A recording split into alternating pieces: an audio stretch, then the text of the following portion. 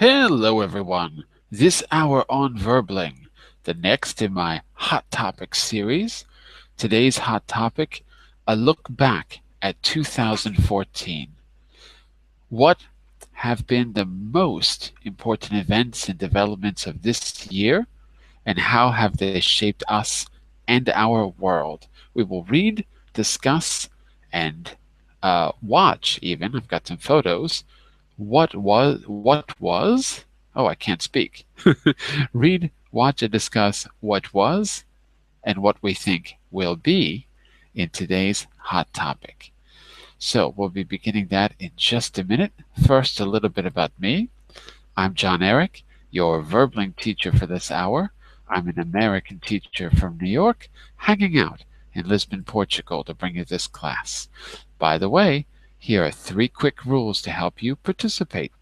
Don't forget to turn off, tune in, and open up. That means turn off your microphone when you're not speaking so we can keep the classroom nice and quiet. Tune in to the new words that you're learning when we are speaking so I can correct you and give you feedback. And finally, open up to your classmates. Relax and have fun. We're all here to learn, and this is a safe and respectful place to practice your English. What I'm going to do right now is give you a copy of our notes in the chat window. Give me just a second to open that up. Actually, I'll put it there for you. One second. Let's see if this link works. I'll give you the link. It should be working. Yeah, there we go. So that will be loading. I'll share my screen with you in the meantime, and I'll say hello as well. Let's see if we can just get this on screen first. It's loading. It'll be there. So while that's loading, let's say a quick hello to Monica, who's joining us right now. Hello, Monica. How are you? Hello. Hello. I'm very well, thank you. And you? Well, I'm kind of sick, but I'll survive. It's still a little bit early. A little bit. Let me see if I can get this to work. Okay, so you can see, if you see that graphic, you know you're in the right place. And yes. let me just double check really quickly if there's any. Did you have any problems getting in the classroom today, Monica? No. No, okay, fine. No, it's okay. All right. I'm just going to take a quick look at the Verblink homepage. Okay, fine. All right. There we go. Now we got some people coming in. So we've got Monica. We've got Alexei as well. By the way, where are you from, Monica? Italy. I'm from Italy. Whereabouts? In the north of Italy. I've already taken a couple of classes with you. Yeah, I think I asked you if you were from Mestre. Yeah. Yes. Right. You were there in the class with the Crumpus last week. Yes. Yeah, Exactly. I remember. Yes. Good memory. Yeah. But I don't remember where you're from. You're in Vincenzo, right? Vicenza. Yes. Vicenza. Yes. I said Vincenzo. It's Vincenza. Yeah. This is a man's name. Right. Okay, I remember. Vicenza. Because I was in the. I know the train station very well. Yes. You passed by? Yeah. I was waiting by the train station. There was a festival going on in September. Some kind of I don't know what it was, but there was all these. There was like a little amusement park in front of the train station. That's as far as I got. Yes. Exactly. Yes. I didn't have time to explore the city, unfortunately. But what a train station, huh? Nice. Well, it is a small city. What about you, Alexei? How are you today? Hello, John Eric. I'm fine, thank you. Today I have a good mood and I ready to study. Wow, we're not going to study today. We're just going to look back and reminisce about 2014. No studying today. We might Okay. learn we might learn something new though. It's Mm-hmm. possible. I won't guarantee it. Probably not, but it could happen. We'll find out. And Alexei, remind us where you are in the world. I'm from Ukraine, mm, from city named Odessa. From Odessa. Okay. Yes, So I've seen you before. yes, just I think 2 times or Two 3 times. times, yeah. But you were in the class where we were talking about Ukraine, right? I think you No, were in the class where I did a class about, I don't remember when it was, but I think you were in that class, if I remember right. Well, I've got lots of things lined up. We're still waiting for the other 7 people, but we've got to start with or without them, so maybe everyone is still sleeping. If you want to click that link in the chat window, you can open this in your own browser. You don't have to. I'm going to share my screen. But here's what we're going to do. Let's scroll down a little bit. So we're going to be talking about not only what happened, but what we think will happen. We'll also be talking a little bit about the decade and what you think defines it.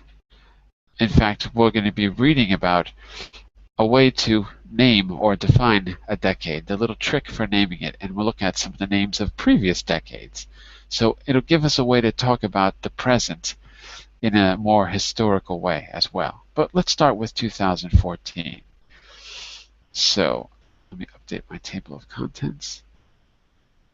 I'm going to go to this warm-up here, which is on page, I don't know, I'll tell you in a second, which is on page 5. And I've just got a few questions for you. We'll start here, and maybe I'll share a few photos as well to jog your memory.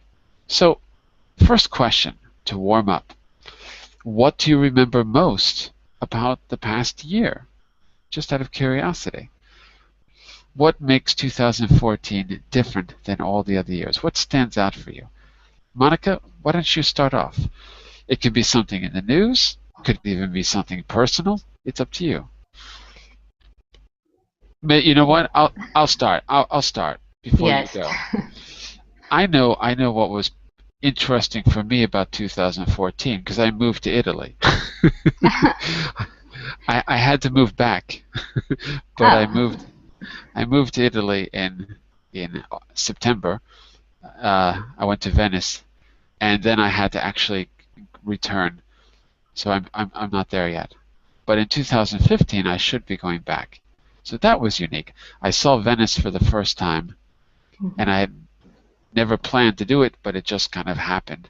So that's one personal memory from 2014 that will always stand out. If I can find a picture, I'll show you a picture of me in Venice. What about you, Monica? What stands out about 2014? Oh, I'm thinking, but actually, I don't know.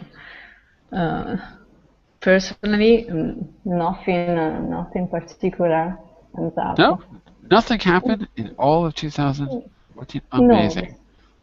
the same old, the same old. Uh, Maybe I just started to learn English by myself, and that's something that has involved me deeply. That's very good. That's something important. When did you start? Yes, started What? When?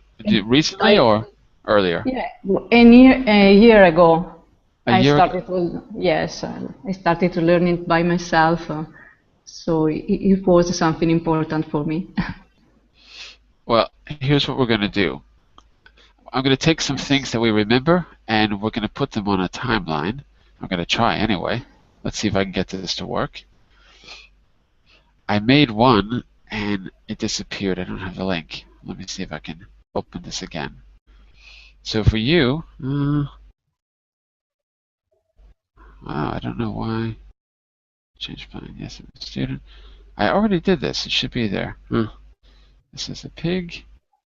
Okay, they're going to make me sign back in. Hold on a second. Let's see if I can do this really quickly. Yes, okay, autofill. No, it's not going to let me. Okay, let's try it again. There. There we go. Already taken. I don't want to sign up, I just want to log in. What's going on? If this doesn't work, we might just talk about it. But I got this to work before class, and it was interesting. And now, I don't know. All right, let's go to the app. Hey, maybe this is it. Yeah, this is it. Yeah, there you go. All right, yes, getting started, fine. Excellent, here we go. So look, let's make this, let's zoom in just a little bit. So we go to 2014. And for my contribution to the timeline, I'm going to put a personal thing. I'm going to go to September. How do I add? New timeline, no. Oh, wait, that was it. Oh, I wanted that one. Give me a second. Ah, this is it. Looking back on 2014. I told you I made one. Open timeline. There we go. And I put cat because I didn't know what I was doing. Let's change this. Went to Venice. There's my timeline. Let's save that. And do I have the right edit properties? Let's see. That's fine. I've got the wrong date though.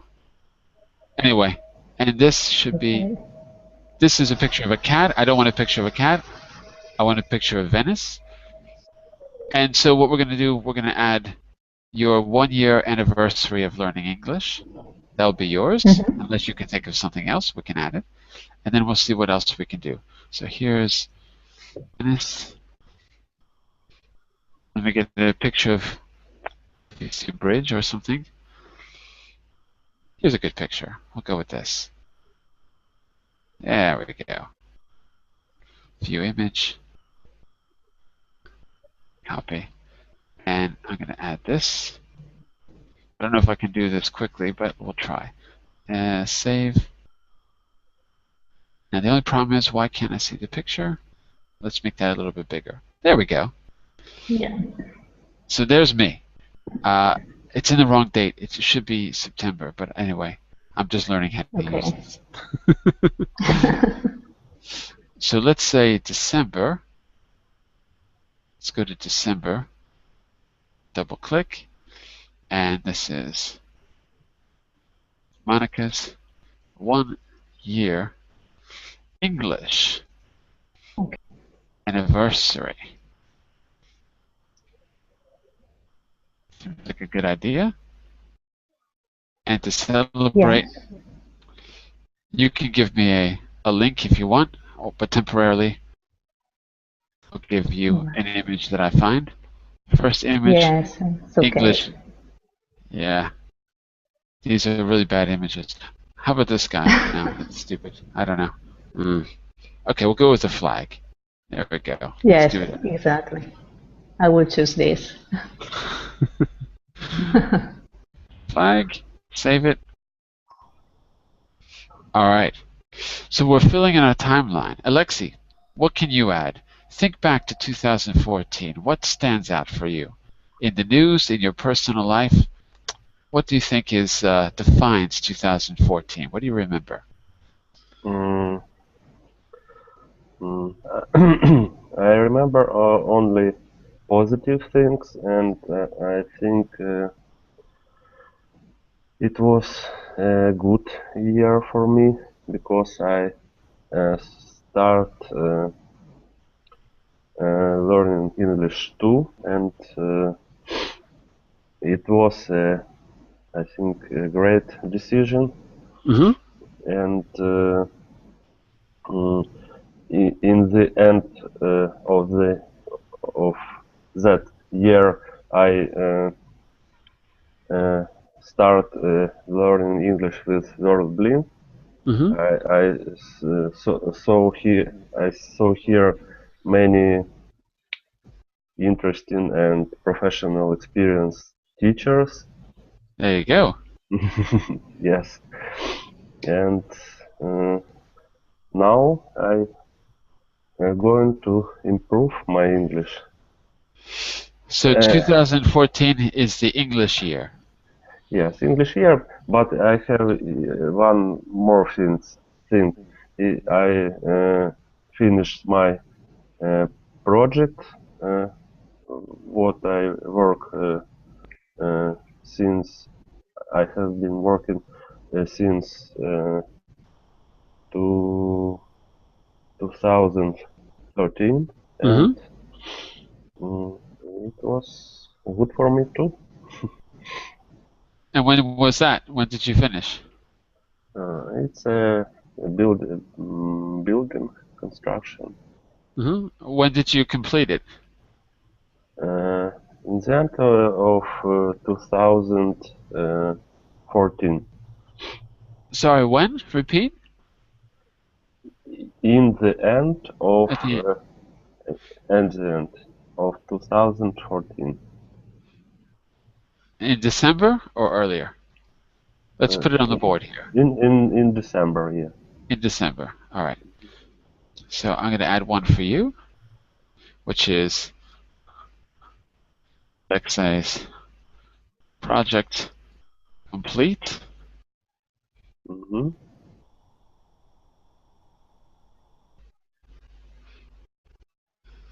Let me find a quick image for it. The key word I heard was construction. Mm-hmm. There's a picture of construction. I don't know if that's you, but it's a picture.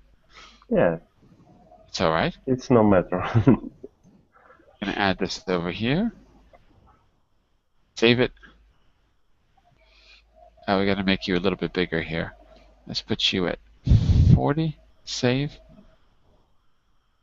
Let's put Monica also at 40.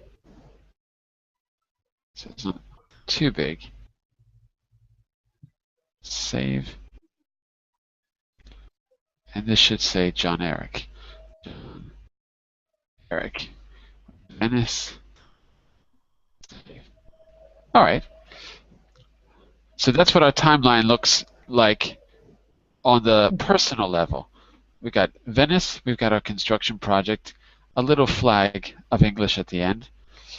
I don't know how to make them overlap, but anyway, it's not bad. What about this? Is there an image that captures this memory? Well, let me add a second question here. There's one that we're missing. What events in the world, should say, were the most important?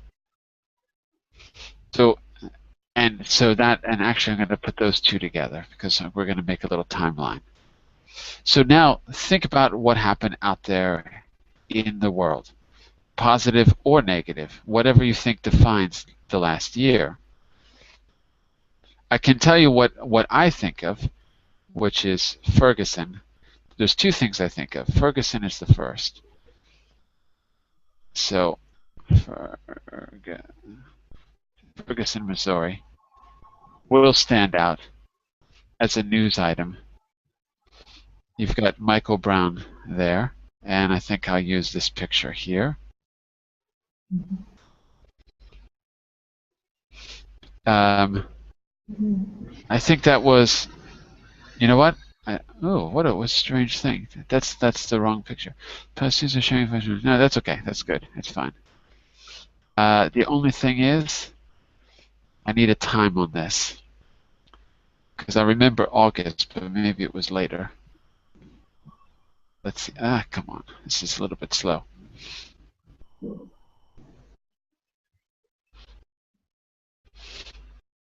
It was in Ferguson unrest. August 14th. I guess I was right. Yeah, yeah, I was right about that. I thought I was wrong. So I'm going to go here to August, and I'm going to put in Ferguson riots. Ferguson spelled with an E. And I've got an image for it. Save that. So that's one event that stands out for me. Monica, what world event would you add on the timeline? Well, something that stands out for me was the Taliban thing. Yeah, ISIS, you mean? Yes.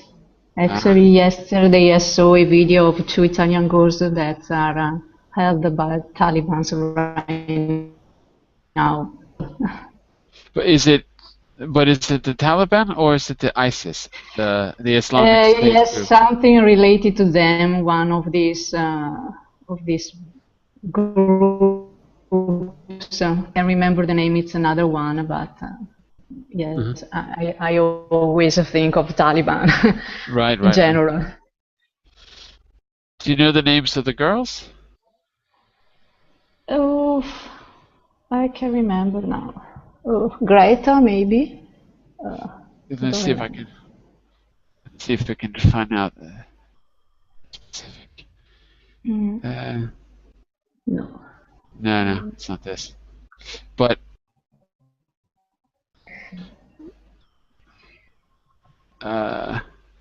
let's open two things. I want to have an image. Yeah, of course that was a huge news item. In particular, the way they used the media. They were, very much like Bin Laden, very, very clever with how they use the media to do horrific things and get a lot of attention. Yes. So here's a good image. Greta and Vanessa, yes. I just found them. Yeah. Let me go back here. Hold on a second. Oh, this is so slow. Too slow. Greta Vanessa? Vanessa. And Vanessa, yeah. Oh, Vanessa. Vanessa. I don't know how to spell it. Like this? Yes. They're in Syria. Yeah. Okay. Well, there you go. It's all in Italian, though. So. Yes, they are very young. It's around 20 years old. Let's see if this one is in Italian too. Which means it'll take me very long to read. But we should be able to put this in English. Let's see if we can quickly.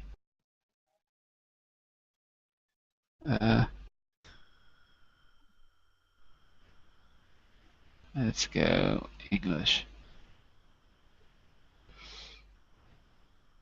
All right, that'll take a little bit, but it'll open. Look at this. I put it in English and I lost the story. Let's see if I can get it back. Greta.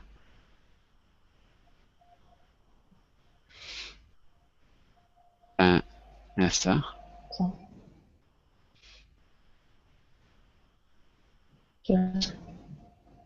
This one is in English. I put it's on the chat.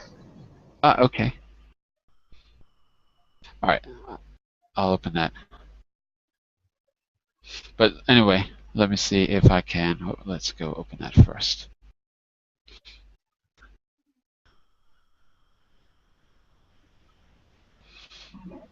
Daily Mail. 2 Italian aid workers kidnapped. There we go.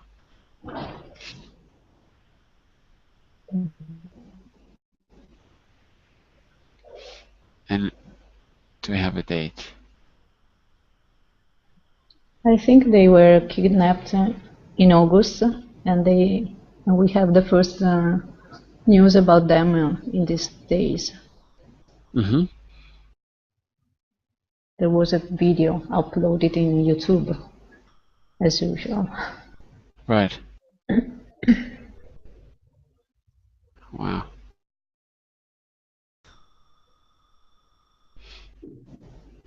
I'm going to put it in August just because that's when a lot of the news from ISIS started happening. But, so, alien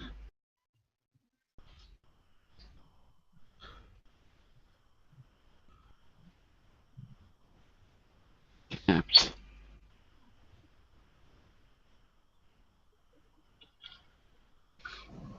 Well, our 2014 is starting to shape up a little bit. Let's see if we can add one last one. Alexei, is there a world event that you would like to add? I would like to add Olympic Games in Sochi in Russia. Right. It was, yes, it was 22 Olympic Games. Right.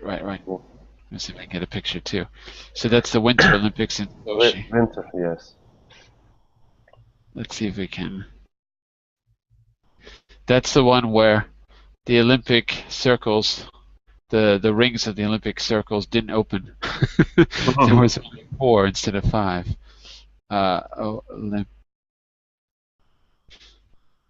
So, she.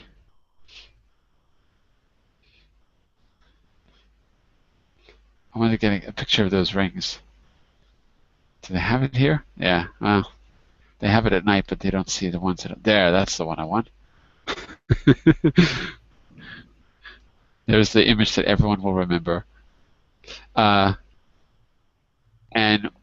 when did the Olympics begin? Was it last January? Yes, it was in no, it was in February. February. Okay. Yes, in February 2014. So she. Sorry. 2014. Okay. Well, we'll see if other people join us. I don't know where everyone is. There should be a full class today, but maybe everyone's sleeping in. Actually, I got a message that some people can't get in, so maybe there's a connection problem. Mm-hmm. I hope not. I don't know what's going on. It looks like it's okay to me. But anyway, well, our timeline is starting to shape up a little bit. I think it would be interesting to have a variety of world events and personal events all in one place. It kind of gives you a way to look at the past that's puts things in perspective, maybe. So we've got a few events here. It's not bad. Let me go back and let's close this, open this, and let me reopen my doc. What I'd like to do is we're going to read a little article. It's short, but it's got very good vocabulary. But what I really want to do with the article is find a way to talk about the past. And the article gives us, it's an old article. It's really about the 2000s, from 2000 to 2009.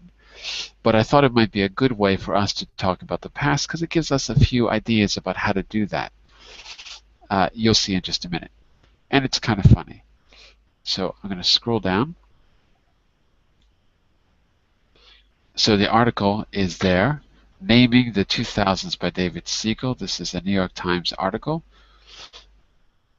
It's not simplified in any way, so the language is going to be difficult a little bit, but we're not going to worry about the individual words and the details. We're reading it for the general idea, and along the way, I'll help you with vocabulary. You can also comment on what you see. Here's how you do it. If there's something that you want to remember or a comment you want to make, double click a word like this, right click, and you'll see the comment button there. Let me do that again. And then on the right side, you can leave a comment or a question. So here, I'll put a comment. What should we name our decade? There to think about later on. So it'll be there on the right side when you do it. Another thing you could do is take a difficult word and define it. I'm going to take pithy, right-click, click on research. It'll search for it inside of the document, and it'll give different links. Here, I've got a dictionary link to Merriam-Webster online, and that's a pretty good dictionary. So I'm going to click Insert, which is the middle button, click, and now pithy has a hyperlink. When we go to read it, you can open that link up in the background. It'll take a second, but so as you're reading the article, if you need to, you can quickly glance at the definition. And here, as you can see, pithy is using a few words in a clever and effective way, resembling pith. Pith is like having wit, something like that. Intelligence, sense of humor. So being clever, basically. So we're reading this for vocabulary mostly, because it's got some good vocabulary. But beyond that, there's let's pay attention to how the author decides we should name the decade, and then we're going to go back and try to name our year and name our decade at the end. Okay? So let's give it a try. I don't know if we need to read the whole thing, but let's see. Let's read at least the first half and see how it goes. All right? I'll get us started. Please ask any questions at any time. Feel free to leave comments by double-clicking like I did. Feel free to look up any particular words that are difficult. I'll try to do the same. And let's give it a try. So I'll do the first paragraph and then I'll turn it over to you. Naming the 00. Naming the, I don't know how to say that. Naming the Double O's by David Siegel. There are 46 days left in 2009, which means it's just about time to commence the beloved and enduring parlor game known as, parlor game is important, so I'll make a note. What is this? Let's see if you know what a parlor game is. Known as that Name the Decade. And my question there is, what should we name our decade? You know the rules. Coin a pithy, reductive phrase that somehow encapsulates. Encapsulates. Oh, what a good word. Let's see if we got a. We do. We've got another one here. Let's add it. Encapsulates the multitude of events, trends, triumphs, and calamities of the past 10 years.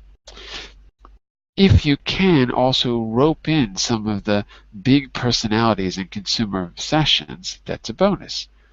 For the thousands, it seems the trick will be finding a small package sturdy and flexible enough to capture so much upheaval and change. And don't worry, although in hindsight, it sure seems like we kept worrying about the wrong menace. So we've got a few good words here. Menace, you know from the Star Wars film, Phantom Menace, at least the English title, but I'll put it there. Calamities, good vocabulary word. So I'm defining words that you don't see every day. But I also want you to notice words that you do see every day that you should use, like rope in, good phrasal verb. That's one that you should use every day. It's a common phrasal verb. Do you know what rope in means? If you can rope in some of the big personalities and consumer obsessions, that's a bonus. What word would you use to substitute rope in here? What do you think it means? Can you think of a simple word?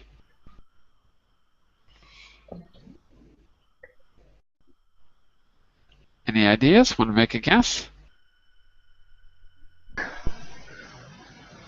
I don't know. Want to guess? There's no harm in guessing. Alexi, you too. Rope in? What does it mean? What does it mean? I want you to use the sentence to see if you can put in a word that you think means the same. Use the context to help you. You can also blank some of the big personalities and consumer obsessions. That's a bonus. If you can do what? What do you think it means? Name. Say again? Named. If you can name, that's pretty much it, yeah. If you can name some of the big personalized and consumer sessions as a bonus, sure. That's not a bad synonym at all. So rope in something like to name. That's right. So that's one. To name. Oops. Or include. To rope in. There you go. That's it. So using the context, you make an educated guess. So I'll put the words that I think you should be using on an everyday level in italics.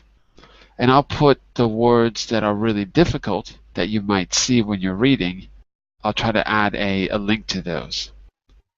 Okay, so that's how the author says that's the game that we play at the end of the decade. The parlor game, name that decade. And finally he goes on to say, the decade began with a frenzy of fear about Y2K millennium bug. Remember, we're talking about 2000 to 2009 right now, which many technology experts said would sunder computers.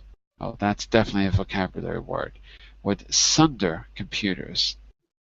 There's a link.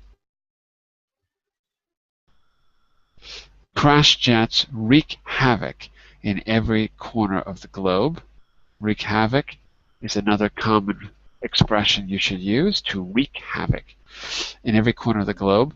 As that non-emergency passed, a genuine threat quietly gathered in the form of a plot to fell the Twin Towers. So he's looking back over the last decade, and he gives a beginning, one that you might remember. If you remember the Y2K, everyone thought that all the computers were going to crash and the world was going to come to a grinding halt, but it didn't. All because something about the way the clocks were formatted. Okay, Monica, you take the next section here. Okay. The era of misplaced anxiety. Later, Anxiety. Anxiety. Good. Later, we scoured Iraq for action, which we did not find. As we searched, we built weapons of financial chaos right here at home, with home mortgages, leverage, and something called collateralized debt obligations. Fortunes and staggering numbers of jobs have vanished, inflicting misery in this country and others on a scale that would surely have exceeded the most garish of Saddam's fantasies. So the era of misplaced anxiety. Anxiety. Anxiety. So that's one of the titles in the parlor game, Name That Decade. I'm going to put a little guide to pronunciation here. Ang, Zai, it, T. I'm trying to write it phonetically for you in the comment. Anxiety. Anxiety. That's it. Very good. So that's one suggestion of a possible name for the 2000s, according to the author. The age of anxiety. What's he talking about here? You don't have to know what collateralized debt obligation is, right, to know what he's talking about. What's he referring to here in a more general sense? Monica. That we were worrying about something that wasn't true. Yeah. At the end, it wasn't true. And what was true in the end? Home mortgages, leverage, collateralized debt obligations. What was true?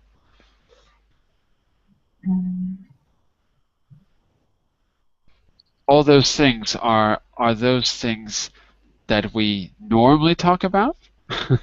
Or did we start talking about them? Yeah. Why did we start talking about mortgages, leverage, collateralized debt obligations, derivatives. Why did we start talking about that at the end of the 2000s? What happened? Because of the economic crisis. Right. Global financial crisis. You often hear it called the global financial crisis, when in fact that sounds like it was the fault of the world, but it wasn't the fault of the world, it was the fault of Wall Street. Wall Street decided to stop regulating itself, and as a result, everything collapsed, and the taxpayers had to bail out Wall Street. And now we've passed laws that allow it to happen again. It's going to happen again because the most recent, at least from what I was reading last week, there was new laws put on the table that got rid of the, what is it, Dodd, I forgot the name of the law. I was going to say Dodd-Feingold. I can't remember if that was it. Or the Frank-Dodd Act, whatever it was called, that restricted the bank's ability, commercial banks, to do this crazy investing. That one of the deals Obama was trying to make and the Congress would approve was getting rid of those restrictions. So the exact problem that got us into the mess. Anyway, it was a news item. I don't know what the result was, just reading about it. Alexei, let's find out about the decade of disruptions. Mm-hmm. Okay, decade of disruptions. How about the decade of disruptions? Suggested Walter Isaacson, the former editor of Time magazine and author of a biography of Benjamin Franklin. We had coasted through the 19th with irrational exuberance. Good. Between the fall of the Berlin Wall until the fall of the Twin Towers. There was nothing unnerving us. It was a decade after the Cold War, and it seemed like we were done with global struggles. This is kind of an important paragraph. I don't know how clear it is. So let's start with unnerving first, make sure it's clear. Unnerving, if I click on that link, this is, oh, again, Merriam-Webster. To make someone feel afraid or upset, unable to think clearly. Just like if you're nervous, right? If you're nervous. There was nothing unnerving us. In other words, there was nothing making us nervous in the 90s. It was calm at the time, yes. Well, according to this guy, it was. I don't know what he's talking about. It wasn't calm at all. I don't know. Remember Rwanda? That wasn't calm. I mean, there was all kinds of things going on. But I think, you tell me what you think. I think that according to the New York Times, it was calm because they weren't reporting on things like Rwanda, and Clinton was ignoring it, among other things.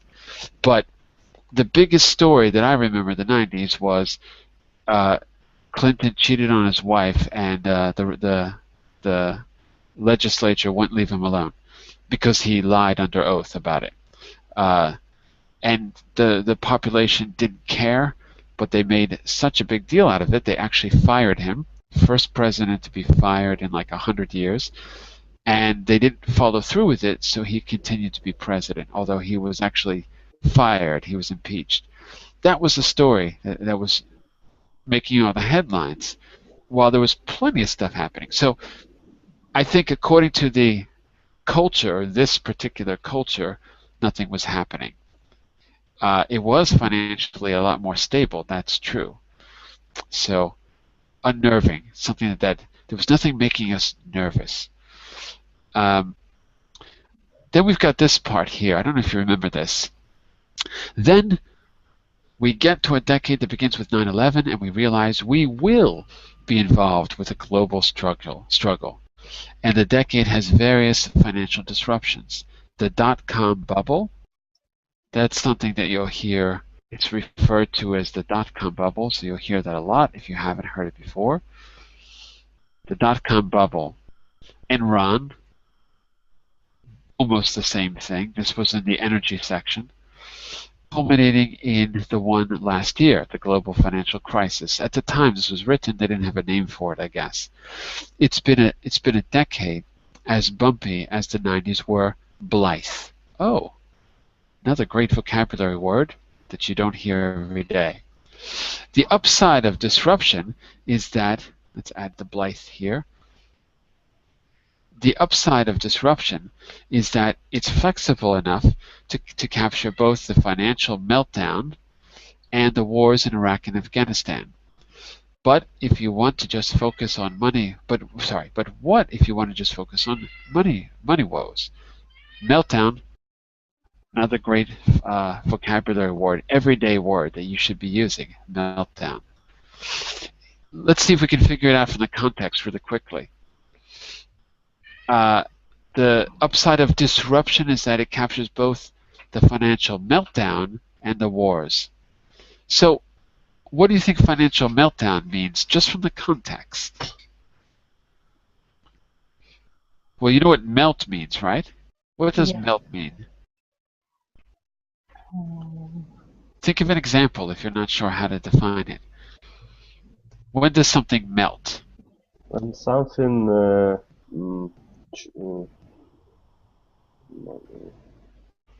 how can I say? Give an example, maybe. The ice water. The ice melts down when it is warm. Ice melts when it's warm. Yeah.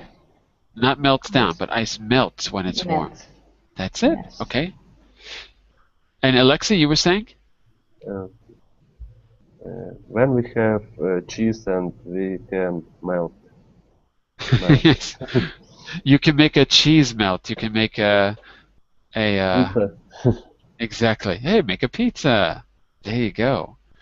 So a meltdown is the effect of melting. Here, it's a metaphor. It's not a real meltdown. It's a metaphor that means the solid system, the financial system that we appeared to be solvent and appeared to be solid, melted. And that event we'll call the meltdown. So the act of being destroyed is a meltdown. It's a good vocabulary word. Okay, maybe we'll take just the end of this part and then we'll go back to a discussion here. Actually, I want to go forward a little bit. Monica, let's jump forward here. You can read this in a whole article on your own if you like. I'm going to just grade these out. They're not important for the moment. So the financial meltdown. Let's find out about the decade of the unthinkable, Monica. The decade of the unthinkable. Actually, the decade of the unthinkable is pretty good too. If nothing else pleasant can be said about the last 10 years, they sure weren't dull. It's been a tough decade for those of us in the future prediction business, says the futurist Paul Saffo, who teaches at Stanford University. Realities have consistently outpaced our wildest imaginings. Mr. Sappho said he had struggled to keep his forecasts a few paces ahead of the times, which appears to be the inspiration for his decade appellation of choice. Appellation is a Latin-based word, so you probably recognize it, like in French, je m'appelle, right? So okay. Appellation, probably in Italian you have it too, right?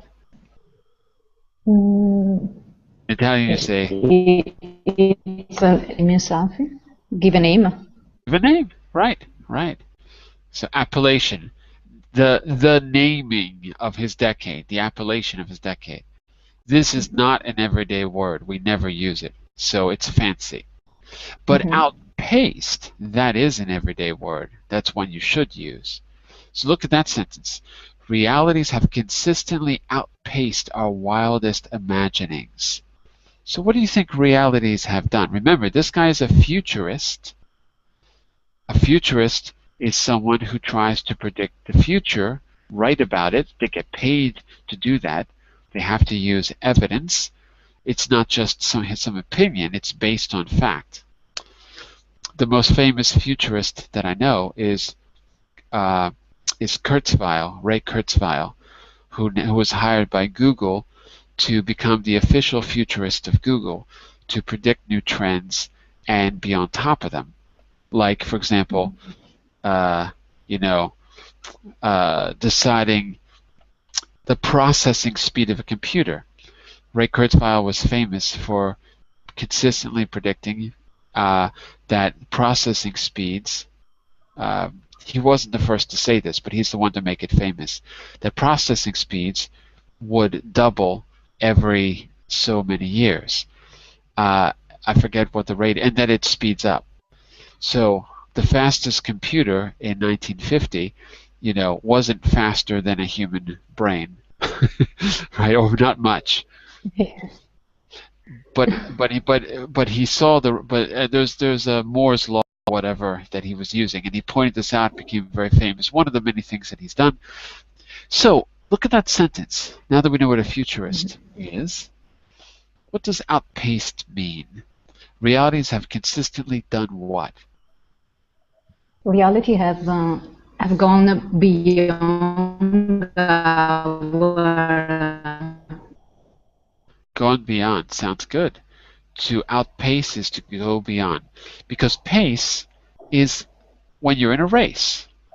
So if you outpace, that means you race past. So pace is the speed you run. So outpaced means to run past. To run past is to outpace. So go beyond is a good synonym. I agree. So one of the things that's happened in the 2000s is that technology, futurist technology, has outpaced, maybe not just technology actually, but those predictions, the future, have come much faster than anyone expected. I didn't read the example above, but I'm sure you can think of a few. Okay, last one we're going to read for this class. We've got an hour where we're going to talk about all of this and name our decade and our year. Alexei, do the last one for us, the decade of overshoot. Okay. The decade of overshoot. He says, it's been a decade of overshoot. Overshoot in the 19th, he says, we had all the indicators of the problems that were coming, and in our complacency, right? Good. Complacency, we did nothing. The environment, terrorism, financial markets, none of these problems came out of nowhere, he says, but because no one acted. The problems, once they began, overshoot the institution that could have solved them. And this isn't a problem that he thinks is going away. Without a doubt, we're 7 billion people driving at light speed down a dark and foggy highway, and we can't see past the windshield. So the decade of overshoot. Overshoot, another great everyday word that you should probably use. So how would you define or exemplify overshoot, Alexei? Let's make sure it's clear. What do you think? What is overshoot? Mm-hmm. Is it the same as outpace, or is it different?